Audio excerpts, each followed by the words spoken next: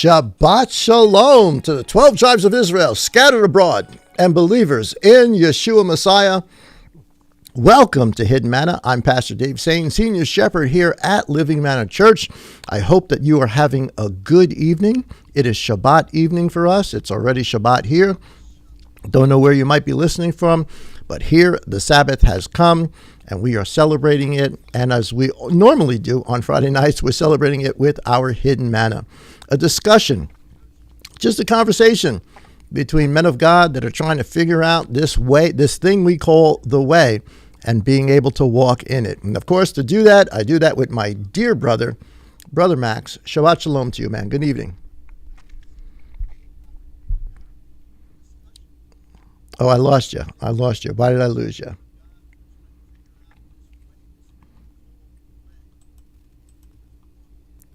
Hold a second. I lost you, Brother Max. I don't know if you're being picked up, and if Pastor Matt's pretty close, if you can help us out here, we appreciate it.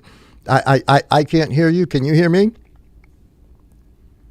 Yeah, you can hear me, but I can't hear you. Okay, well, hopefully everybody else can hear you guys. If you can hear Brother Max, and me at the same time, please give us a shout out. Let us know.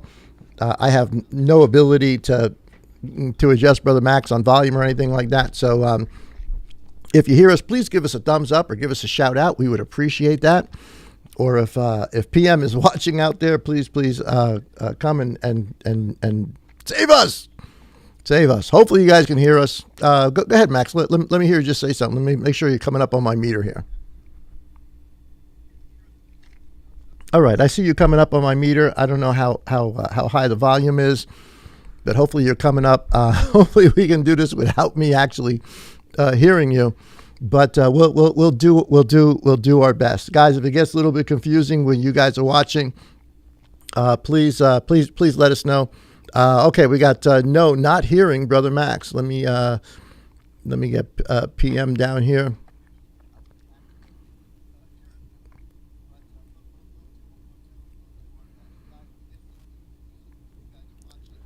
Sorry, guys.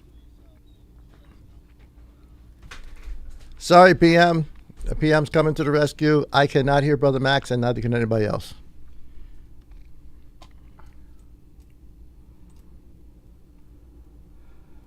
Give us just a second, guys. PM is working out some of the technical difficulties. Go, Max, go. Go ahead, Max. You can talk so that we can hopefully hear you.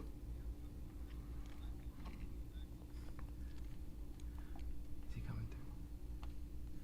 I see him coming up on the meter, but I do not hear him in my headphones, which means nobody else is hearing him as well.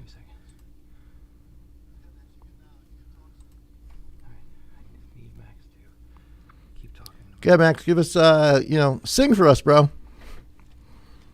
Why don't you sing? Everybody wants to hear you sing, man.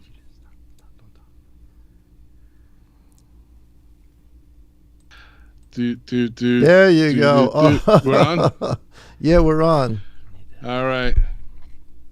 All right. Hey, guys, if you can hear us out there. If you can hear me, give a thumbs up. Yes, if you can hear us in the internet land, give us a thumbs up. We would appreciate that. We're so sorry, guys. We've been having so many technical difficulties with all of this. All righty. Okay. I think we're good. We got people giving us a thumbs up. Yep, right. Still no sound, guys. Please give us. Still no sound. Yeah, I know. Now? All right, we're assuming we're good. Okay, we got a yes. Yes. We got a yes. Send me $5 if you can hear me. Just go to the LMC app. If you can hear Dave, donate 100. If you can hear me.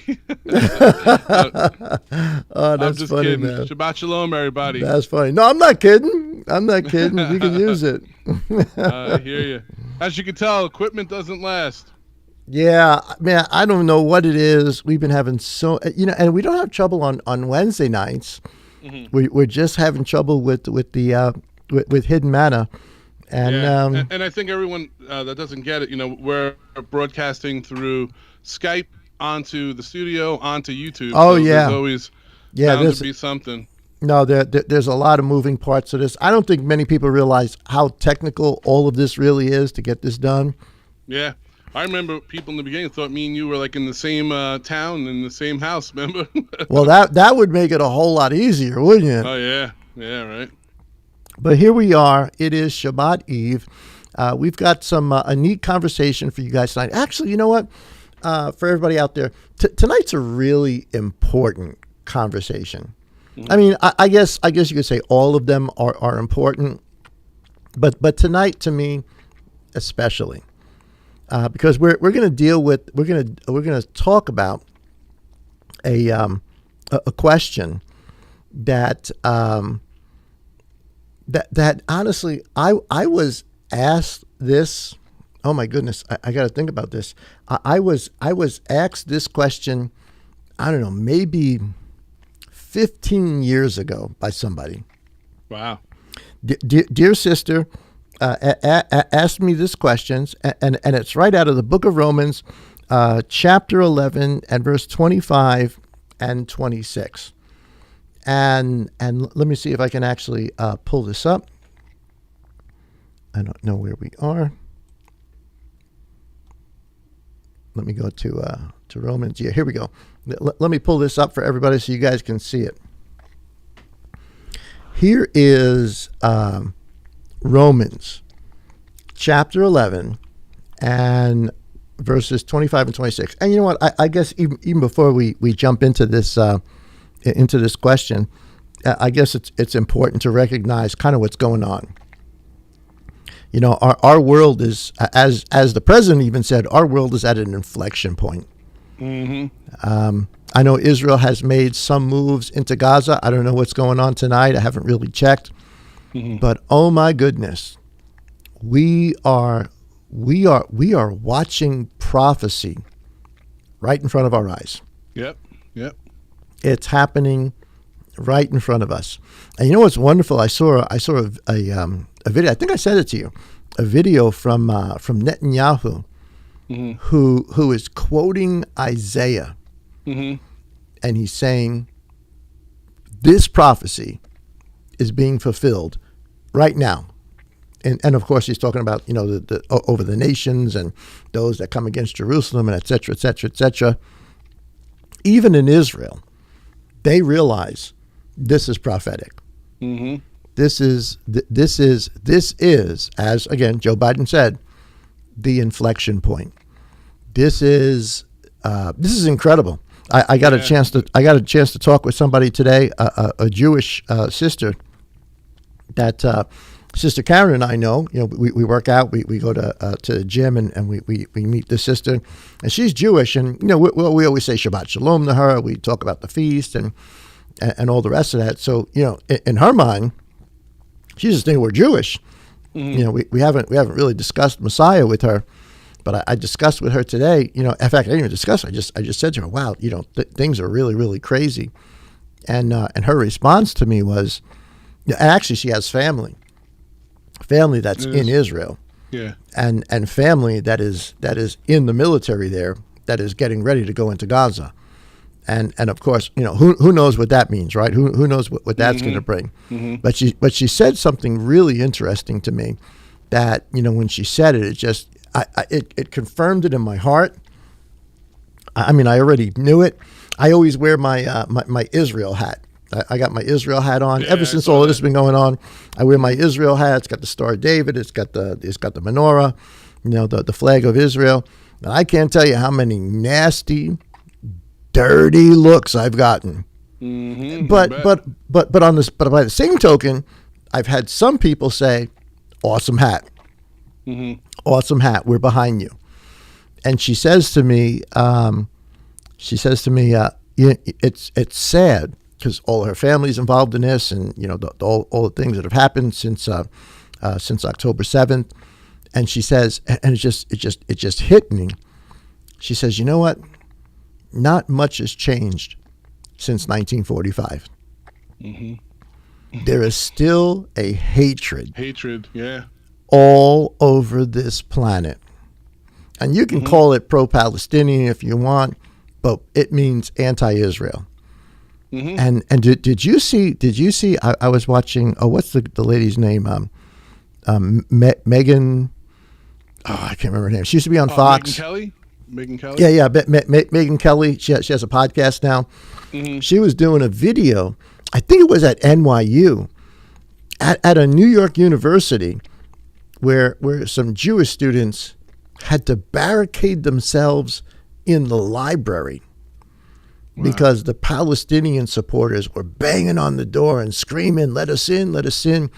These kids were so fearful for their lives that they had to barricade themselves in the library.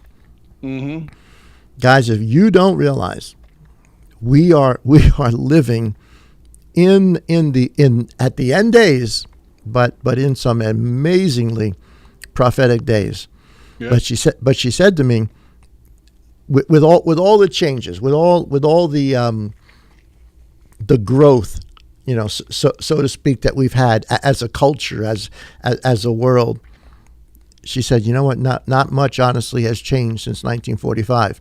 The difference now is that Israel has a nation, and weapons, you know, to defend themselves, and they won't let it happen again. That's for sure." And that's what I said to her. I said to her, "You know what?" And this is not just to her, but this is to everybody that's listening.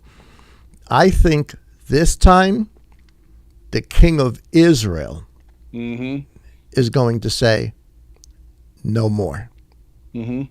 No more. This is because honestly, what we are watching all around the world, whether we realize it or not, and I hope in saying this people realize it, what we are actually watching is the same spirit of the early church, that the Crusades that wiped out Jews, that wiped out the Nazarene. Didn't want nothing to do with Jew. Yeah. Wanted nothing to do with them. Wanted nothing to do.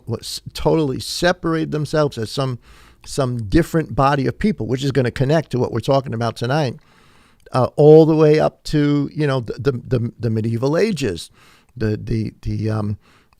the tortures and all the pogroms and all the horrible things that the church did to the Jews.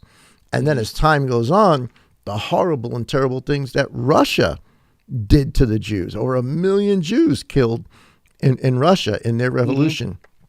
Then what Nazi Germany does to the Jews. And now we're watching it. And what she said to me, which I absolutely agree with her, that same spirit that has been, sort of following the house of Israel, Judah, throughout history, is now manifesting itself right in front of our eyes. Mm-hmm. We are watching it on American college campuses. We're watching it in Brooklyn. We're watching it in Queens. We're watching it in Chicago. We're watching it in France. We're in Paris. We're watching it in England. We're watching all, and we say, well, these are pro-Palestinian. No, they're anti-Jewish. Mm-hmm. These are anti-Jewish sentiments. This is a hatred of the people who were given the book, who were given the instruction, and the gifts and the callings of Abba are without repentance. This is still a Jewish story. Even right now, everything that's going on, this is still a Jewish story. And this is what leads into what we're talking about tonight. There is going to come a point when the whole house of Israel will be saved, including the people of the Middle East. And I know you read Zechariah and others, it's not going to be everybody that's there. It's going to be a remnant. Yep. Out of all of this mess, all of this stuff that's going on, there will be a remnant of people who realize that Yeshua is the Mashiach. He is the Messiah of Israel. That's right. And the world's going to change. So I do not believe that the King of Israel is going to allow what is going on now to turn out the way history has sort of played out over the last 1900 years, right? I think the times of the Gentiles are coming to an end. And the Gentiles are, they're kicking and scratching and doing everything they can. And it's really, I guess, the eighth beast now that's really, the prominent one here. But incredible when she said that, and I experienced it myself just wearing the hat. Yeah. Just wearing the hat. And if I wore that hat in certain places, man, I could have easily been beaten up, been accosted, been provoked. Oh my goodness, we really ought to open up our eyes and realize what is going on all around us. This is really incredible. That's right. And just to prove, I don't think it's, like you said, it's not pro-Palestinian, it's anti-Israel. Yeah, it's not pro-Palestinian, it's anti-Israel. Yeah, even at my in-laws' house, my wife's oldest sister was telling us about her friend, her daughter. They're Jewish. She was home one night, getting home, and two gentlemen followed her back to her and kept on asking her if she was a Jew. They kept on going, "Are you a Jew?" And she just went to the house and called, so yeah, I mean, it's everywhere. And, I saw a news program in Germany. They're telling the Jewish people in Germany not to wear yarmulkes, not to wear the tzitzit. Don't do anything that distinguishes you as being set apart. as being set apart. And I get it. People say, well, they don't know Messiah. All right, I get that. But the gifts and the calling of Abba are without repentance, and Abba is going to save a remnant of that people. And my goodness, they're back in the land, and the times of the Gentiles are coming to an end, which is a whole other discussion for another time. But here is the let me pop this up for people to see. Here's the verse that I want us to talk about tonight, and it comes. It's verse 25 and verse 26. This is Romans. This is chapter 11. Chapter 11. We've talked about this before, but it definitely bears going over again in light of everything that's going on today. Here is Saul. This is Shaul, and let me just highlight this so everybody can see this. Which is another proof his name was never changed to Paul. No. Again, just another one of those things that I don't know where we got that from or why we got that. No, but here it is. Shaul. Yeah, I guess that really is what it comes. I mean, if you haven't listened to Wednesday night Bible study, you need to listen to Wednesday night Bible study. Yep, I'll toot that. Yep, definitely. It was a good one, man. It's important. It's really important. We're really starting to understand who we are, but also now with what's going on, who Judah is and what Abba is doing to Judah, because everything hinges on Judah at this point. Yeah. Right. Abba's going to open at some point. Abba is going to open up the eyes of Judah, a remnant, but he is also going to use Ephraim.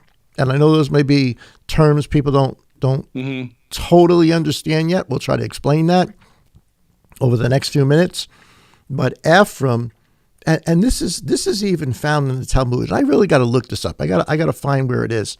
But even our Jewish brethren in the history of Judaism, they realized, Ephraim, and I think this comes right out of Jeremiah, like 29, 30, 31, where it says, Ephraim is going to be the one to lead them, right, to point to the truth, and amongst Judaism, amongst the scholars of Judaism, for those that understand those particular writings, that at some point Ephraim's going to return, and they're going to recognize Ephraim. And I've heard it before. I've heard it by multiple teachers that at some point Ephraim, the nations, the believers that come out of the nations, are going to point Judah to the true Messiah, to the true Mashiach. And then, and I know we're jumping the gun here, and then the whole house of Israel will be saved. Amen. But here is Romans chapter 11, verse 25. It says, "For I do not wish you to be ignorant of this secret, brothers, lest you should be wise in your own estimation." So this is a secret, right? This is a mystery. This is something that was not totally understood prior to Saul's getting an understanding of it. But you and I, 2,000 years after the fact, this should not be a mystery to us anymore. Nope. Exactly. Right? This should be clear in our understanding. I do not want you to be ignorant of this secret or mystery, brothers, lest you should be wise in your own estimations, that hardening in part has come over Israel. It's not all of Israel. The first disciples were all Jewish. The first 100 years, it's almost 100 years, it's all Jewish. And even, as we talked about on Wednesday Bible study, up to the 13th century, they're still holding on to the truth, as we are today. Yep. That hardening in part has come over Israel. And here it is. Until the completeness of the nations has come in. Now, we're not going to answer just yet, but you got to ask yourself a question here.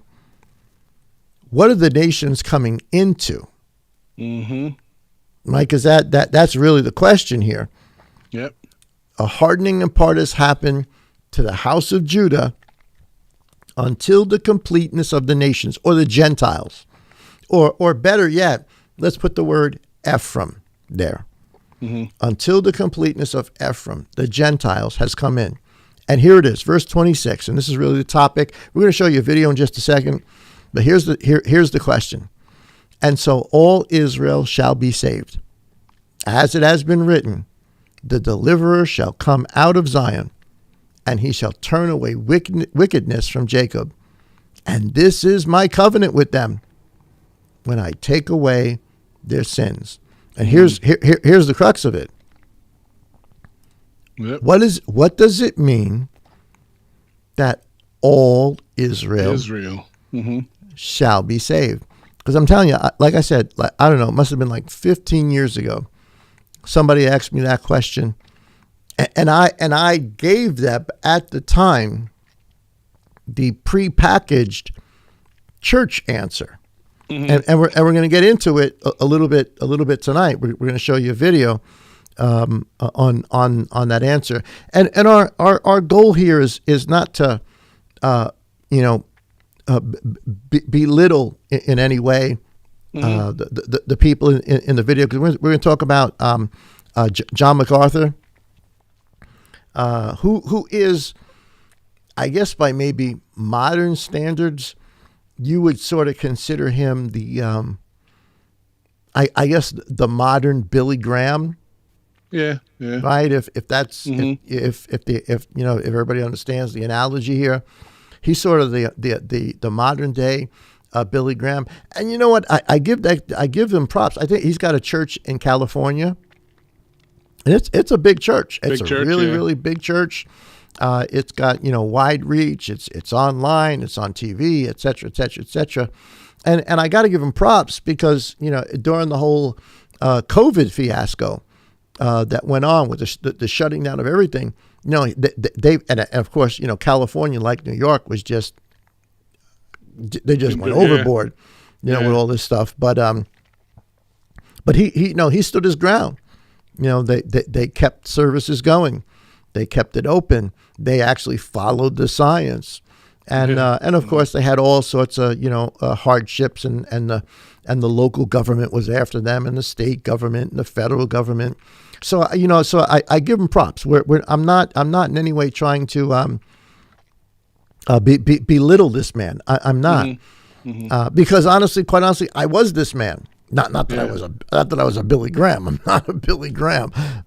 But I've said in a past life, I've said the things that he has said. Yeah, in your understanding back then. Yeah. In what I was taught in in Bible college and seminary and all the rest of that stuff. In what we were taught, this was the answer. Because somebody asked me this question. He said, "Pastor, what does it mean?" Because he's talking about us, but he's also talking about the Jews. And then he says it's a mystery. And then he says, all Israel, that I don't want you to be ignorant of this, all Israel will be saved. And just like the answer we're going to get in just a second, we're going to play almost all the clip from it. It's like a 4-minute clip. So we're going to let you guys see it. You guys can also go online and just watch it. Yeah, and I think it's a little bit low, so just bear. Yeah, the volume might be a little bit low. You might want to turn up your volume on what you're whatever you're watching on phones or iPads or TVs or whatever it is. But so I don't in any way want anybody to think that we're trying to belittle this man. I'm not. Like I said, I've been this guy. I've been him. I've said the things that he said. And obviously, I understand something much different today. But how do you answer that question? All Israel will be saved. And of course, the way to answer that question is to read the rest of chapter 11. And honestly, not just the rest of chapter 11, chapter 9, chapter 10, chapter 11 of Romans. You cannot, and we've learned this, I don't know how many times we've talked about this. You cannot take a verse out of context. Context. Yeah. Context. Yeah. You can't take it out of context to everything else that's being said. And once you really wrap your mind around what chapter 9, chapter 10, chapter 11 is all about, you realize that the answer is actually there. if you have eyes to see it. That's right. That's right. And it's like real estate. Yeah, We right. said that. Yeah. Location. Yeah, right. Location.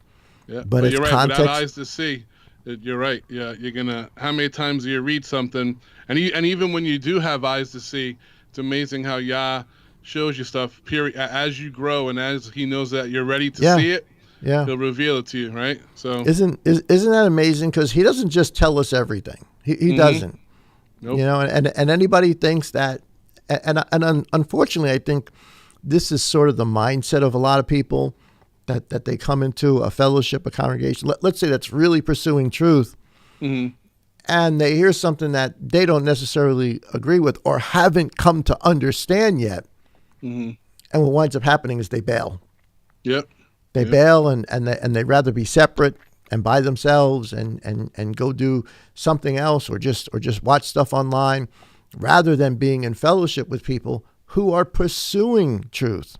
We've been lied to for so long. This is a pursuit of truth that takes time. It takes effort.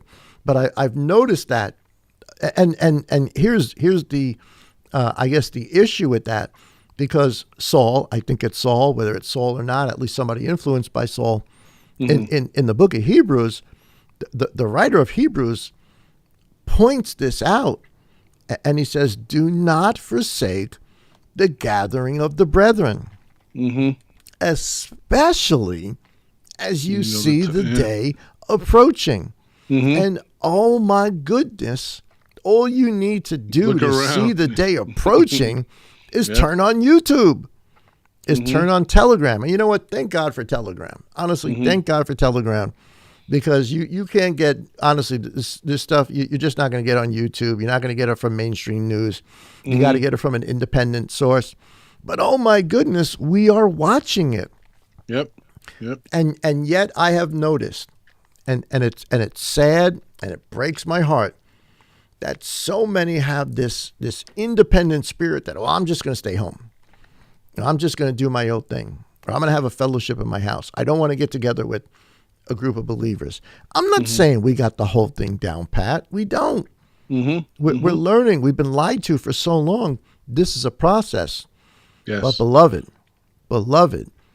do not forsake the gathering of the brethren, as is the manner of probably the majority of people, even today, that call themselves Nazarene.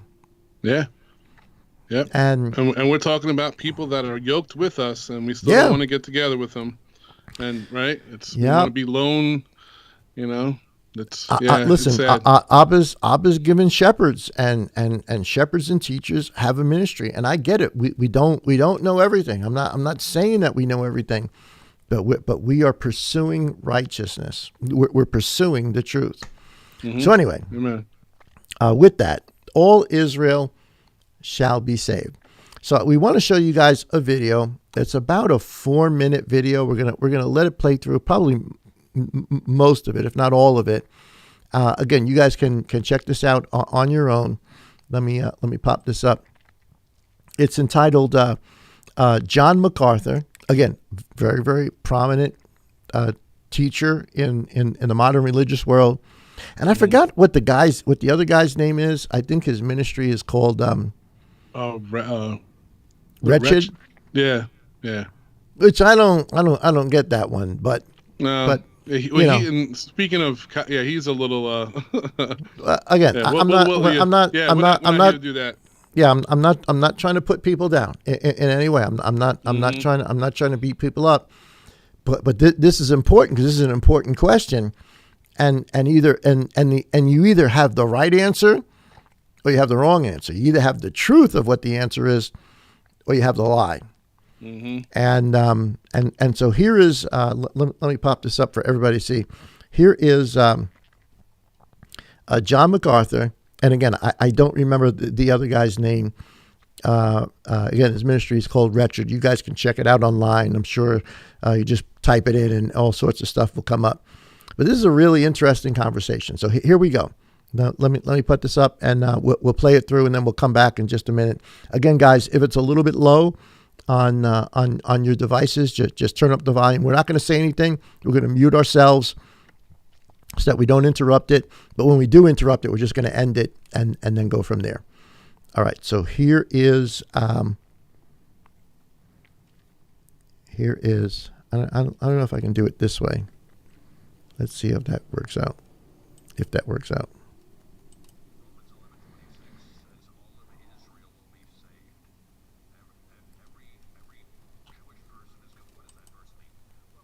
Israel will be saved. That's in the future. There will be the salvation of the nation Israel.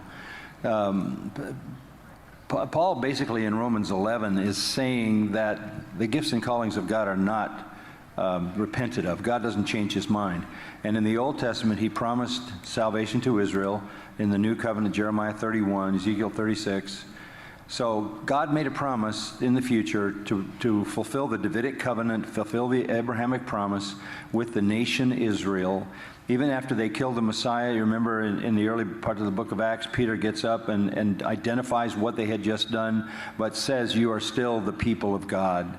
God has a plan for the future salvation of Israel because his gifts and callings are not subject to repentance. That doesn't mean that all Jews through all of human history will be saved. It means that there will be a time in the future when the nation Israel believes and is saved. And that is described in detail in the book of Zechariah.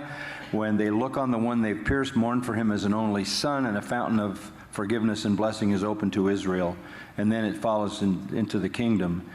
It's my conviction, I don't know if you've read the book I wrote called The Gospel According to God, but Isaiah 53 will be the confession of the nation Israel when they are saved, because it's not really a prophecy. Isaiah 53 is not really a prophecy of the life of Christ, because all the verbs are in the past tense. He was wounded for our transgressions. He was bruised for our iniquities.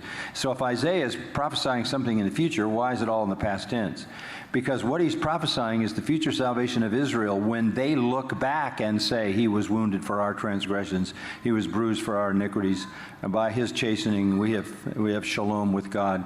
So that whole 53rd chapter is a confession of Israel, which they will come to by the Spirit of God when they look on the one they've pierced, mourn for him as an only son, and understand what his life and death meant for them. The prophets also say that 2/3 of the Jews will be purged out, but there will be a future salvation of living Jews who make up the nation Israel. And I think it's described in beginning detail in the book of Revelation when you have a revival in the city of Jerusalem during the tribulation. So are you suggesting that the church isn't Israel? No, the church is not Israel because they're separated. The church and the Church of God and Israel are two separate entities. Here's the problem. You're talking now about supersessionism. You're talking about the idea that all the promises to Israel has forfeited by its disobedience and are now belonging to the church. The Bible doesn't allow that. Romans 11 does not allow that. That's the very verse you're talking about. The promises God made to Israel, he will fulfill to Israel. So to make the church the recipient of promises given to Israel splits the Old Testament verses. You can go all the way back to Deuteronomy, back to the Mount Ebal and Mount Gerizim, where God says, obey me and you'll have blessings, disobey me and you'll have curses. So I remember being in Jerusalem and hearing a Reformed preacher there say, all of the curses came on national Israel, all of the blessings come on the church. Well, I mean, it's one thing to say that, it's something else to come to Jerusalem and say it. And he was, by the way, followed up by Dr. Charles Feinberg, who was my mentor, who was so outraged, he got up after that and said, well, it's wonderful that we all gather together to tell the Jews that they're getting nothing but the curses. So the future kingdom of Israel will bring about the salvation of the nation Israel, and that's what Jeremiah is talking about when he says, I'm going to give you a new heart and a new spirit and write my law in your hearts, and that's talking to Israel. Yes, I believe in that. You know, I love the fact that R.C. affirmed that based on Romans chapter 11, the future salvation of the nation Israel. It's inescapable because it's in the text. We get in trouble when we superimpose systems over the text, but if we let the text speak, it's amazing how we all end up at the same place.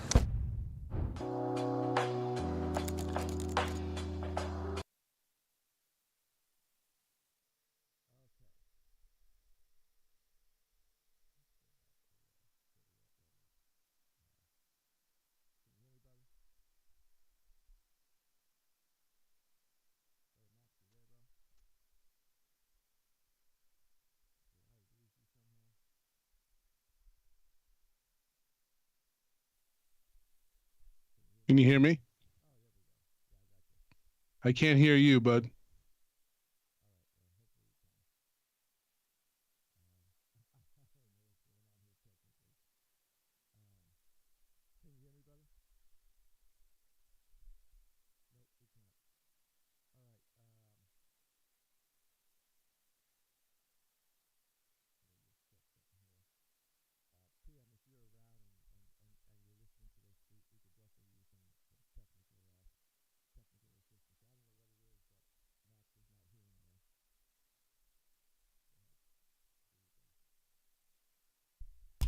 Oh, there we go. My bad. Guys, I had the mute button on. I had the mute button on. How silly is that? Oh, man. Oh, I'm going to hear about this later from PM. He's stewing right now. He's upset. I'm going to get a whole speech on you got to turn the mute button off. That's funny. Okay, so you can hear me now, right? Yeah, we got you. We're sorry, guys. All right, so listen. What he said at the end of that about letting the text speak for itself is important. Yeah. Because in the answer he gave, which to be quite honest with you, I gave years and years and years and years and years ago the same, let me put it this way, bologna and salami. I gave the same bologna and salami answer many, many, many, many, many, many years ago. But if you actually let the text speak to you, yeah, the answer is there. Yep. It really is. But there is this, and it's a spirit. It really is a spirit. This refusal to identify us with the house of Israel. And I can even see it, how uncomfortable he was too, trying to, he was starting to scratch the head and get into, Well, actually, if you really go back, guys, and you listen to that whole answer, he sort of rambles and goes off in 4 or 5 different directions. Ezekiel 37, Isaiah 53. That's got nothing to do with it. Nope. And of course, and I get it. Man, I get it. He plugs his book. I get that. He wants to plug his book. Read my book. And the gentleman from Richard, he asked the question. Yeah, he so said what? It to him. So are you saying we are not the house of Israel? Guys, I cannot emphasize enough how important a question that is. That is the question. Yep. The question. And depending upon the answer is either the truth or it is not the truth. And what is not the truth is that the church, what we call church today, is something separate, which is the case that he was trying to make without any real backing, but the case he was trying to, the case I was taught to make. That we are not the house of Israel, and yet, and I know we got the scripture up here, and I want to put this up here. I want to highlight this again so everybody sees it. For I do not want you to be ignorant. So he's talking specifically in Romans, though in Rome, he's speaking to a synagogue. And in the synagogue, there are Jews and there are people of the nations, Greeks, that have come into faith. So he's speaking to both people. Because there's parts of Romans where he says, if you know the Torah, chapter 7, well, he's speaking to Jews. Chapter 2, talking about what Jews should be doing as examples to the nations. So he's speaking to Jews in the congregation of Rome, in the synagogue at Rome. But there are Gentiles there also. And here by chapter 11, he's making, actually by chapter 9, by chapter 10, by chapter 11, he's making the case that not all of Israel, but but the leadership of Israel in their rejection of Messiah has opened up the door, like Pharaoh's rejection of Moses' words has opened up the door for the nations to begin to come in. That's exactly the example that he gives in chapter 9 and chapter 10. And just this verse by itself. For I do not wish you to be ignorant of this secret, brothers, lest you should be wise in your own estimation. So here's a secret. Here's something that was not understood. And the warning is to the Gentiles, I don't want you to be wise in your own thinking. I don't want you to be cocky in your own thinking. That hardening in part, not in total, because again, in the first century, the church, the congregation, the assembly was predominantly Jewish. Exactly. It isn't until the end of the first century, second century, that the nations take over. And it becomes much more Gentile than it is Jewish. He says, a hardening in part has come over Israel until the completeness of the nations has come in. And the question you got to ask yourself is, come into what? Yep. Well, I mean, you didn't get a chance really to, go over anything today. We didn't have much time, but I got two verses I wanted to go over, two books. Galatians 3:28 is another simple, right to the point, verse that, you got to say, well, what do we want? So let me go. I'm trying to pull it up. What is it? Yeah, Galatians 3:28. Okay, let me get there. Give me a second. Wish we had like a separate little section where I can pull up some script right at the same time, just to get in there. Yeah, we got enough trouble just getting audio together. I can't even find the mute button, man. What do you want me to do here? Split screens and oh my goodness. Galatians 3 what? 28. Come on, man. All right. Okay. Wonderful verse. Wonderful verse. There is neither Yehudi, Jew, or Greek. And again, we've got to understand when it says, when you read in the New Testament about the Greeks, what it is predominantly talking about is not Gentiles. Not Gentiles in the sense that, just total pagans. Like total Hellenized pagans. Jews Right. We're talking about Hellenized Jews, who are, for all intents and purposes, pagans, but they have a lineage. Yep. Anyway, there is not Jew nor Greek. There is not slave nor free. There is not male nor female. For you are all one of Messiah. And if you are of Messiah, then you are the seed of Abraham and heirs according to the promise. And that's one of the things he said. He says, well, the promise to the Jews was according to the promise of Abraham. It was according to Zechariah. But no, this is a promise to the world.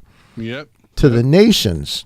Yeah, that's Isaiah 56:7. God's plan's always been a house of prayer for all nations. And we can read right through Isaiah 56. We've done that before, and you guys can go look this up, where it explicitly says, But it explicitly says, do not let the Gentiles say we are separate. Yep, that's it. We are different. We are not part of the house of Israel. And yet, what have we done? We have said exactly that. Yep. And that's what's going to be taught in Bible colleges and seminaries and et cetera, et cetera, et cetera. And it's what that does. So when you ask the question, what does it mean that the whole house of Israel will be saved? Let me go back there, because honestly, you don't really even have to go much further than the actual verses of 25 and 26. Again, read all of. In fact, let's do this. Let's go to Romans. Start at verse 16. That's a good. And if we don't have time, another good. No, we got a little bit of time. Right. Yeah, we'll get to numbers. We'll get to numbers. Let's for everybody that's watching, let's just do some biblical exegesis, right? Let's read in context, not just the one verse that was sort of manipulated around. Let's read the whole, and this is only chapter 11. I mean, you got to read chapter 9, chapter 10, but here's chapter 11. It says, I say then, has Elohim rejected his people? Who are his people? Judah. Israel. So what does Abba say? Or what does Saul say? Let it not be. Right? And with an exclamation point, meaning like, heck no. No, you don't understand the story if you think he's rejected his people. And he says, for I am of Israel. Obviously, Saul was. He was a Benjamite. He was of Israel. And of the seed of Abraham, which we just finished reading, right, of what it means to be a seed of Abraham, and of the tribe of Benjamin. Elohim has not rejected his people, whom he knew beforehand. Or do you not know what the scripture says of Eliyahu, how he pleads with Elohim against Israel? They have killed your prophets and overthrown your slaughter places, and I alone and left the. So he's referring to the story of Elijah, and the example he's giving is, but what does the answer of Elohim say to him? I have left for myself 7,000 men who have not bowed the knee to Baal. A remnant. There is always a remnant of people who truly believe. So there also is at this present time a remnant according to the choice of grace has come to be. And if by favor or grace it is no longer of works, otherwise favor is no longer favor. And if it is of works, meaning Torah works, that you do things to earn salvation, it is no longer favor. Otherwise work is no longer. What then? Israel has not obtained what it seeks, but the chosen did obtain it, and the rest were hardened. So there is a part of the house of Israel in this day and in every generation that gets it. Yep. That absolutely gets it. And it has been written, Yah has given them a spirit of deep sleep, eyes not to see and ears not to hear unto this day. So you wonder why, if you talk with Jewish people over the last 2,000 years, the majority of which don't want to hear it. David also says, let their table become for a snare and for a trap and for a stumbling block and a recompense to them. Let their eyes be darkened not to see and bow down their back always. I say then, have they stumbled? This is important. Have they stumbled that they should fall? In other words, are they beyond Abba's reach? No. Look at his answer, even those who are rebellious, Abba's still going to use them. I mean, how many times throughout the story of the Bible, from Genesis all the way to Malachi? As a matter of fact, I think if you really kind of do the math, I'd say like 98% of the time, the house of Israel has been in rebellion. Oh, yeah, yeah. And yet Abba still used them. He still used them. And if their fall, meaning their rejection of Messiah, and we're not talking about the people, we're talking about the leadership. And if their fall is riches for the world, and their failure riches for the nations, I'm right here in verse 12, guys. how much more their completeness. So he's saying, if their rejection has brought such blessings to us, man, what's going to happen when the remnant of Israel at the end of the age actually opens up their eyes, which is, if I'm by my estimations, we are really, really close to. Close, yep.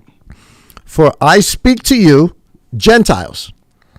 For I speak to you, the nations, inasmuch as I am an emissary to the nations, to the Gentiles, I glorify my service. If somehow I might provoke to jealousy those who are of my flesh and save some of them. So he's talking about if you see Gentiles beginning to worship the God of Abraham, Isaac, and Jacob, according to the instruction of the Torah, and you're a Jew, and they're calling on the King of Israel, the Mashiach, that should create jealousy big time, right? in you. Now, if you're calling on if you're saying you're separate, you're not part of, you're different. We worship a different thing. It's a different salvation. Well, that doesn't make Israel jealous. Quite honestly, if you look at history, what the church has done is made Israel pissed off. Different gospel. It hasn't made. Who were the biggest persecutors of the Jews up until the more recent times? The church. Yep. The Crusades. The Christians were. What's the last thing they saw before most of them died? They saw a cross. Yep. And so there's, whether it was Nazi Germany or it was Russia in modern history, that's what they saw. And now what they're seeing is a crescent moon. It's another beast. It's another part of the story. But it's, that's not leading them to jealousy. Verse 15, for if their casting away is the restoration to favor of the world, what is their acceptance but life from the dead? So what's going to happen? What's going to happen through great trial and tribulation when Israel ultimately opens up his eyes to the true Messiah? Not the Messiah that gets taught, the true Messiah. Resurrection. Yep. Resurrection is coming. Yeah. Now, if the first fruit is set apart, the lump is also. And if the root is set apart, so are the branches. So what's the root? The root is Abraham, Isaac, Jacob, Joseph, David, Zechariah, Daniel. And you just go on and on and on and on. You're saying the root's holy. Well, what do all of those things have in common? They're all Jewish. Yep. They're all Hebrew. And if some of the branches were broken off, and you, the nations, being a wild olive tree, have been grafted in. And here it is, guys. Are we part of the house of Israel? We have been grafted in among them. All John MacArthur had to do was read the verses that come before. And came to share of the root and the fatness of the olive tree. And here's the warning, because this is exactly what we've done. Do not boast against the branches. Well, what have we done? What has religion done? What has the church done in 1800 years? They have boasted against the branches. We have the truth, you don't. We know God, you don't. Yep. It's our way. We're separate, you're different. Oh boy. I mean, it's not like Saul didn't warn us that this was coming. I know, right? And we did exactly what he said not to do. And and here it is. Oh my goodness, boy, this is a warning. Yep. You do not bear the like that. And if you boast, which is what we did, remember you do not bear the root. Again, what's the root? Genesis, Exodus, Leviticus, Numbers, Moses, Deuteronomy, all the Torah. Yep, everything. But the root or the foundation bears you. So if we say we have no connection to the foundation, part of it, yeah, exactly. Then who are we? We're something else.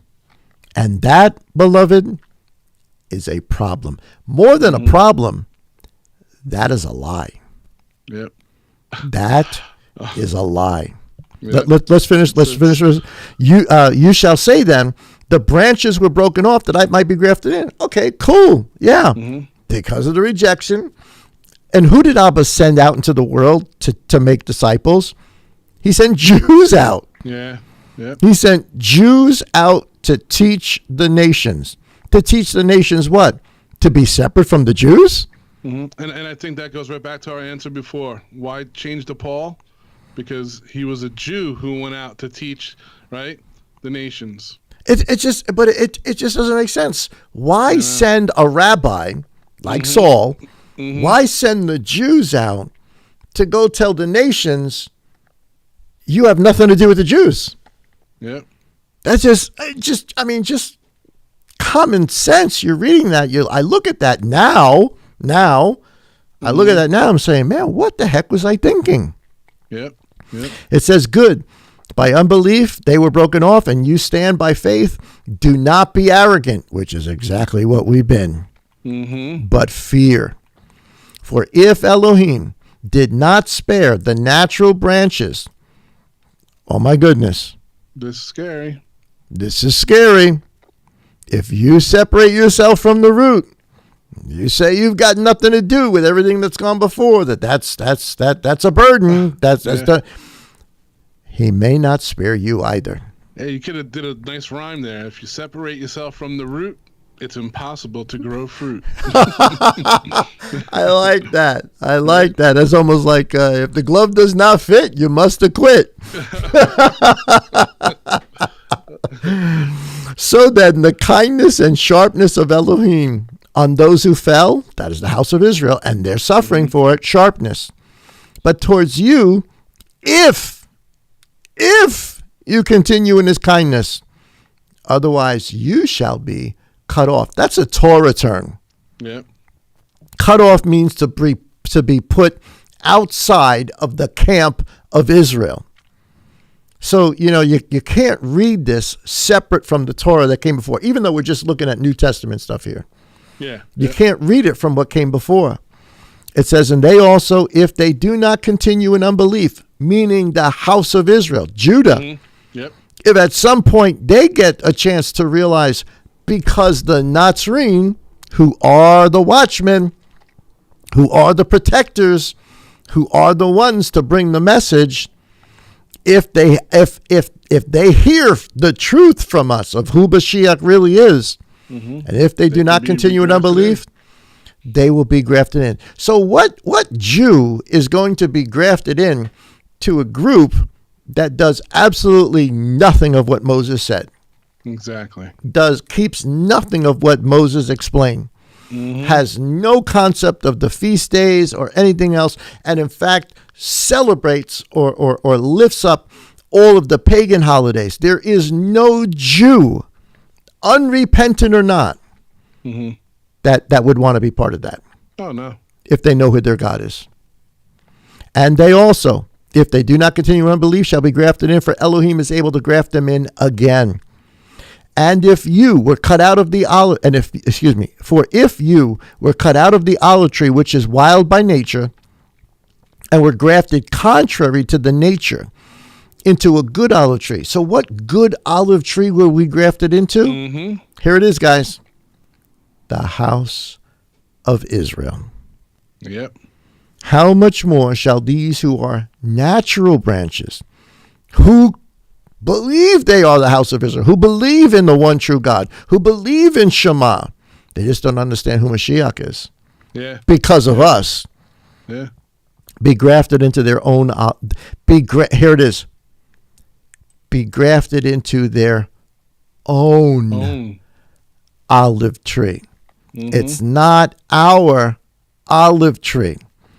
It's not Baptist, it's not Methodist, it's not Presbyterian, it's not Lutheran, and it's not Catholic. The list can go on and on and on and on. What's the name of the olive tree? Yep. Israel. Yeah, and if it's not our words, just real fast, put up Ephesians 2, 11 and 12, bro. And of course, this leads us right to the verses where we are. All right, link it to. Let's go Ephesians. I want to get to the numbers one you got there. This one and then numbers, and then I'll let you. And then we're done. It's already 8:30. I can't believe time has gone by. I'm sorry. 2, 11 through 13.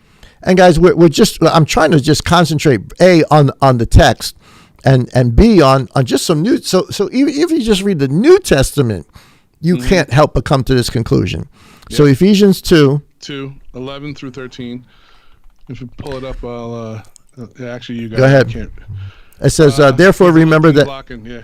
Therefore remember that you once nations in the flesh who are called the uncircumcision by what is called the circumcision made with flesh. So Gentile, Jew. Yep. At that time you were without Messiah. We were without Messiah. We were excluded from the citizenship of Israel. That's who we were before we understood who Messiah was. We were not citizens of the house of Israel. And we were strangers from the covenants of promise, having no expectation and without Elohim in the world.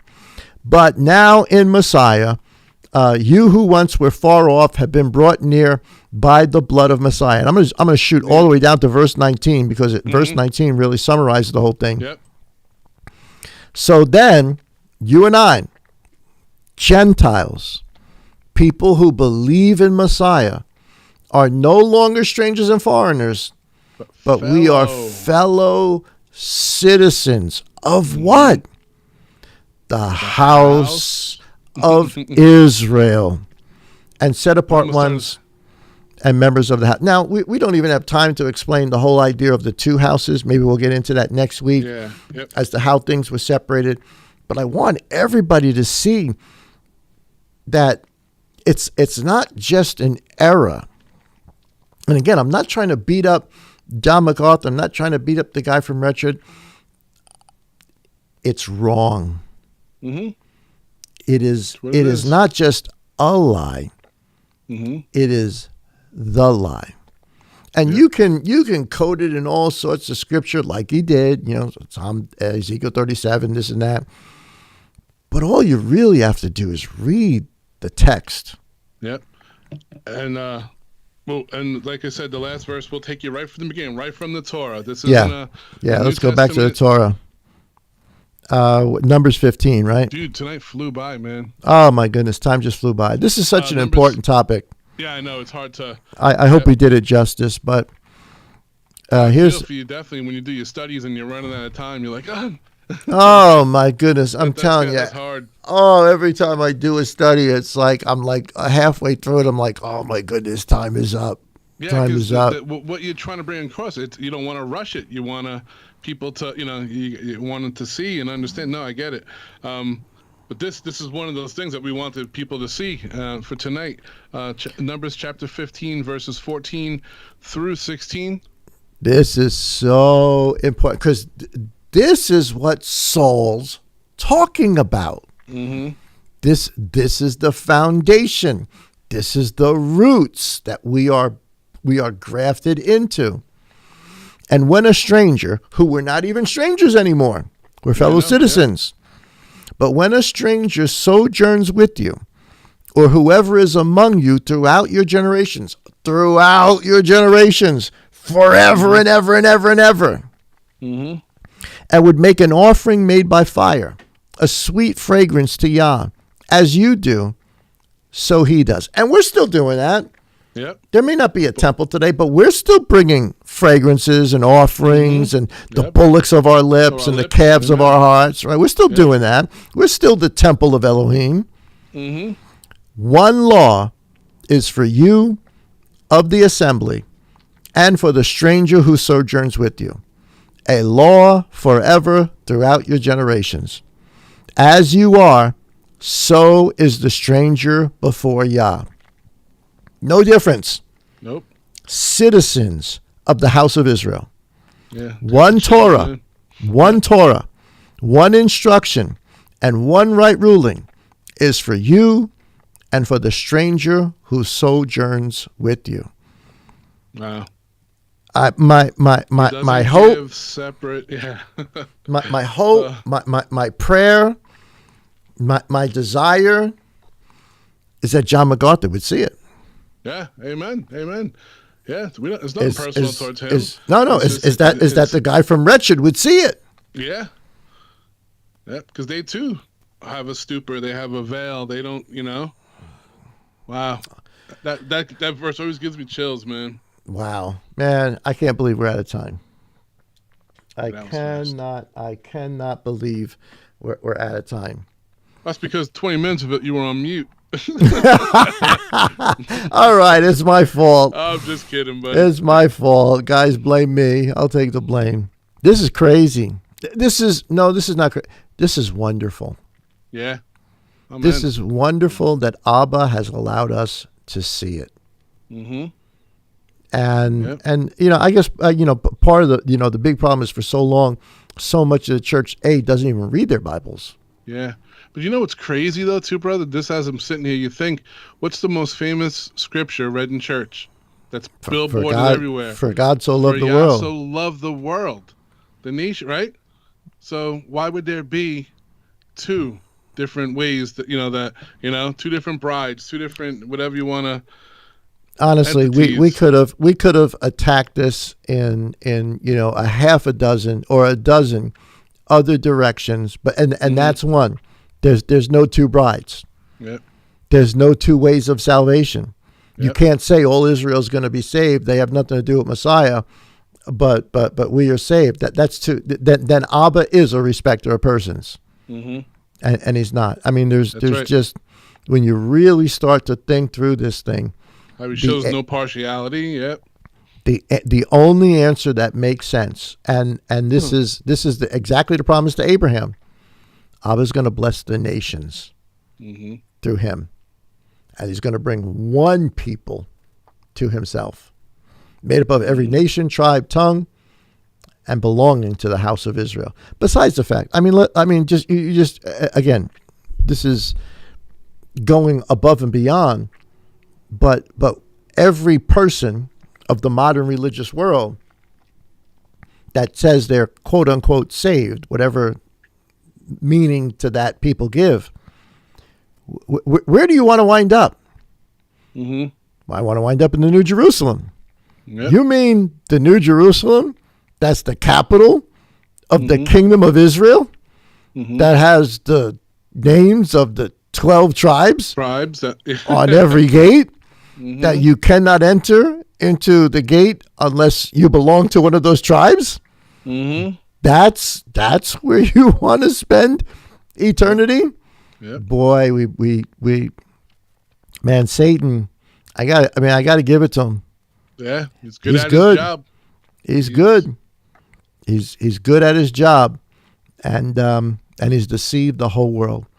But in these days, and not just us.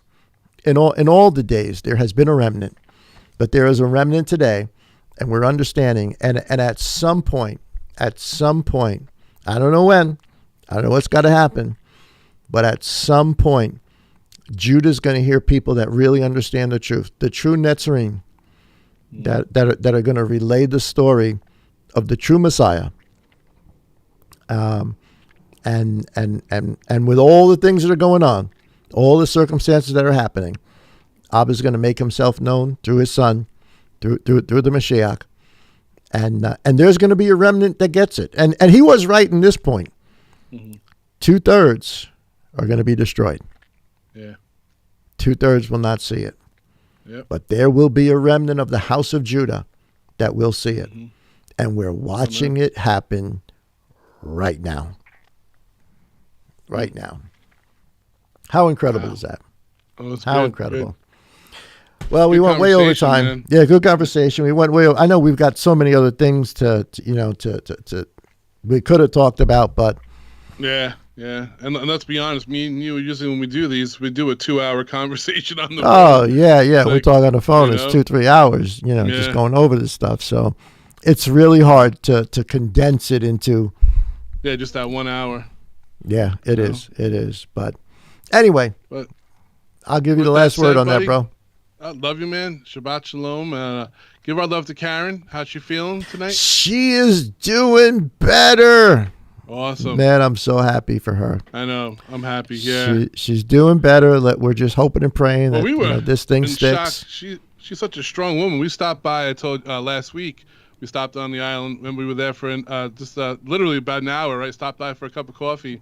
Yeah. And Karen looks so good, but I know it's hard. She's everyone who knows her, they know Karen. People even say they're so surprised when they see her on Shabbat.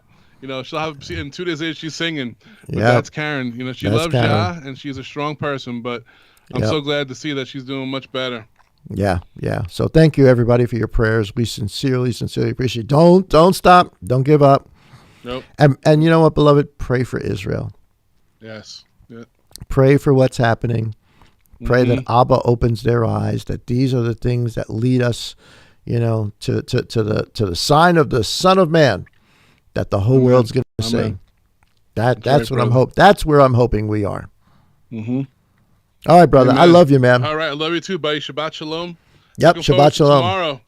Yeah. Got a neat. We're going right back to the Torah, man. We're just going to go right back to the Torah and explain Yeshua in the Torah. Neat stuff. Awesome. Love you, brother. Love you too, man. Have a good one. Good night, everybody. Peace, Shabbat shalom. Peace.